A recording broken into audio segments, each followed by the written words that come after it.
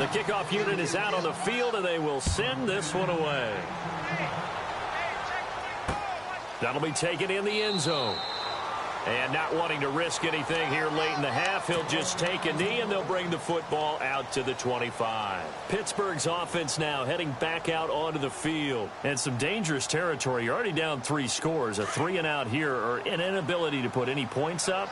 This one might be over by half. Yeah, and what you also have to guard against is calling every play for a big shot downfield. You know, thinking you're going to get all these points back on one drive. You're not. And last time I looked, it's still the first half. I'm not saying you have ultimate patience here, but you also don't have to go ahead and force everything either. So 2nd and 10 here.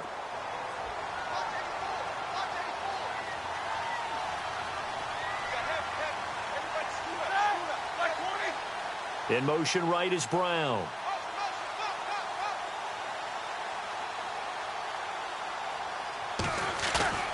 Play action. Now Roethlisberger. And they get to him with a pressure as Roethlisberger goes down. And these guys hardly made it to the tunnel. So both teams have their marching orders, and we'll get going again here in quarter number 3. That's fielded in the end zone. And no run back here. This will be a touchback, and it comes out to the 25-yard line. The Steeler offense now with a football first here to begin the 3rd quarter. They come out here with a 0 on the scoreboard. What was said in that locker room? That's what I want to know. I would love to have been in there because we often have the feeling that there's a lot of shouting, screaming, people. A fight for the football, and it's intercepted. Xavier Rhodes with a pick, and they will take over possession of the football at their 42-yard line. First possession of the 3rd quarter, an interception, so maybe a second-half tone setter. Indeed, and not the tone they wanted to set. That's the equivalent of running out the wrong door and running into your pool instead of running out onto the field. A real dud for that one. Has that happened to you before? No, but I've heard stories about teams actually doing that back in the good old days. Here we go now. The green 39. Green 39. Here we go. Gone. They'll try and get the running game going here with Murray. And he'll be tackled right on the midfield logo. Just what you want on a first down run. Call it 8 yards, and it's 2nd and 2.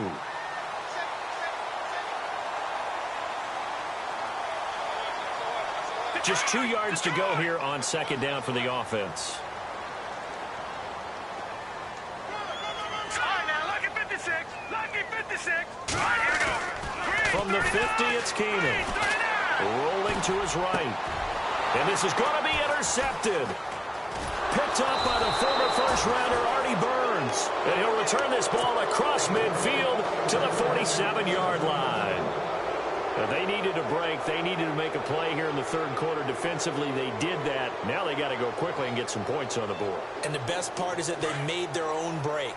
Taking the ball away. Now they just look at their offense and saying, guys, let's go. Come on, capitalize on this one.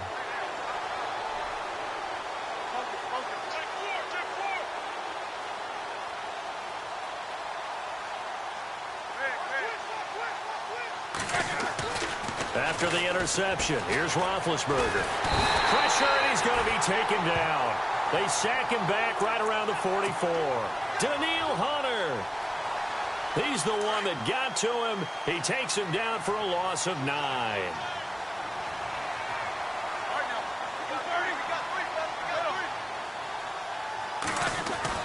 On 2nd down, here's Roethlisberger. And he drops it incomplete. And their struggles continue here. And Charles, got to like what this defense has been able to do these last couple of plays. Yeah, they get the sack on first down. Then they force the incomplete pass. Now they're just a play away from getting the football right back. But it's a big play. They've got to hold up. Now Ben on 3rd and long. Rush coming, and he's taken down. Ben Gideon in there to pick up his 2nd sack now of the afternoon. This has been a tough one for this offensive line. It appears almost like they've been on roller skates this entire game, the way they've been pushed around. 6 sacks given up in this one. Well, I guess they figure they got to start taking some chances. Here's a big one in this 3rd quarter as he'll go for it on 4th down. Big Ben intercepted a third time. Picked off by the linebacker, Eric Kendricks. And his guys will set up shop at midfield at the 50-yard line.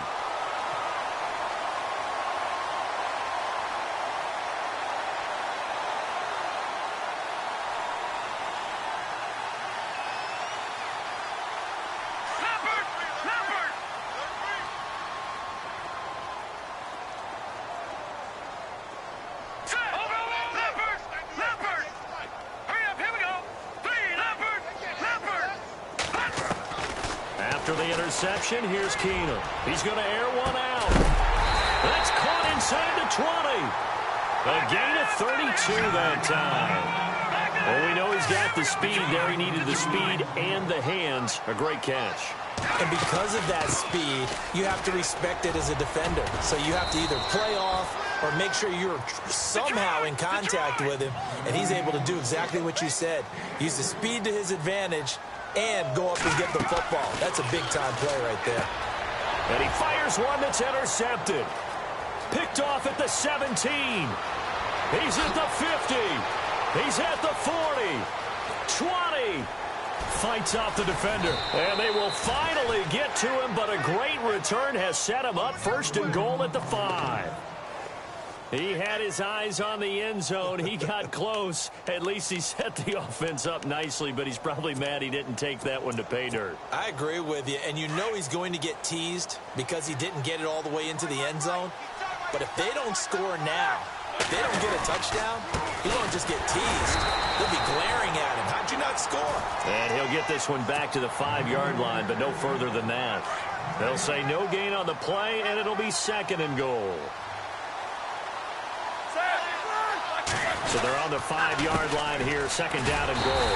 And this has been a familiar sight all afternoon as they stop him behind the line. He lost 2 there, and it's third down. Gotta figure this is one they need here on third and goal. Roethlisberger will throw. And caught in the end zone. Touchdown, Steelers. Vance McDonald, a 7-yard touchdown grab.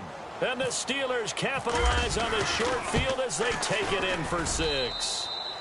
And it's up and good.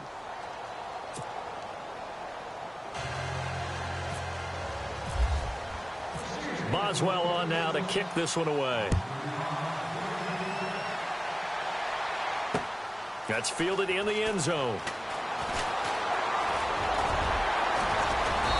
And nice work on the return as they'll start their drive just past the 30-yard line. The Vikings offense now, they get ready to head back on the field. This is sort of what you would call a put-away drive, isn't it? They score here, especially a touchdown. It's almost out of reach. It certainly feels that way, and I think that they're going to call their plays accordingly because what you really want to do, even though you know the scoreboard is still up there and the game's going to go on, in fact, you can take the spirit away from another team, that their drive and will to come back and win can be taken with another score right here. Still third quarter, but you just get that feel. Yeah, they're teetering right there on the brink, aren't they? Throwing deep for Murray. And it drops down incomplete. Thought he might have had it. Instead, second down. I remember a coach told me a long time ago the difference between playing corner and safety in the NFL. Corner is like the Autobahn. Everybody just flying by, and these corners have been really busy in this game, although they got it done on the last play. On the last play, yes, but there have been some good numbers put up against them offensively. They give them 13 yards there on the play and a fresh set of downs. So the offense has it first and 10. And the D-line pinching together must be expecting the run.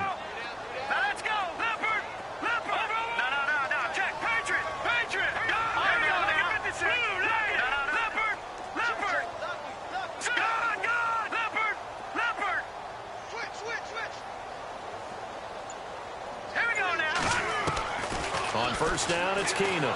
Pressure comes, and the Steelers take him down. T.J. Watt coming hard on the blitz. He dumps him for a loss of 8. And plays like that really hurt play calling. They had a really nice gain on the previous play, but gave about half the yardage back on the sack. Excellent pressure up front. Nowhere to go with the football. Down he goes. That was second down run for Murray. They'll wind up losing 3. And now it's third down. It's real easy to say this running game needs to be better, but the reality is they've been given a little time to actually find a place to run the football. It's almost like the defense is there on the handoff. Looking left side, and he's got a man. That's right. They get 7 there, but it brings up 4th. Whether you're playing West Coast offense or not, one of the maxims of the West Coast offense is you're either throwing a touchdown or a check down. In other words, look for the big shot, but be smart. I think they did exactly. And at the 7-yard line, the catch is made.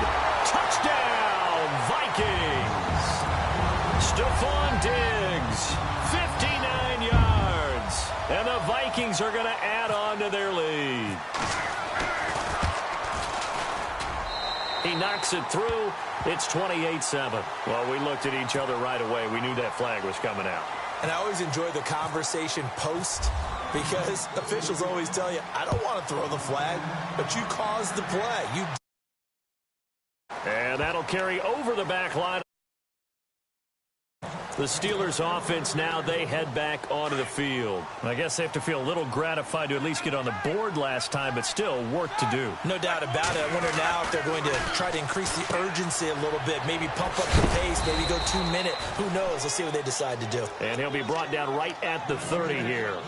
Call it a gain of 5, and it'll be second down.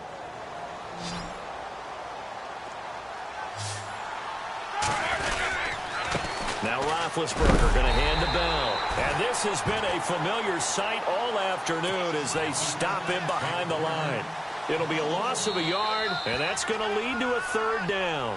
Back now at beautiful new U.S. Bank Stadium. A lot of happy faces in the crowd at this point as their guys have a big lead here to start quarter number 4. Down. They've converted just 2 for 6 thus far. This will be 3rd and 6.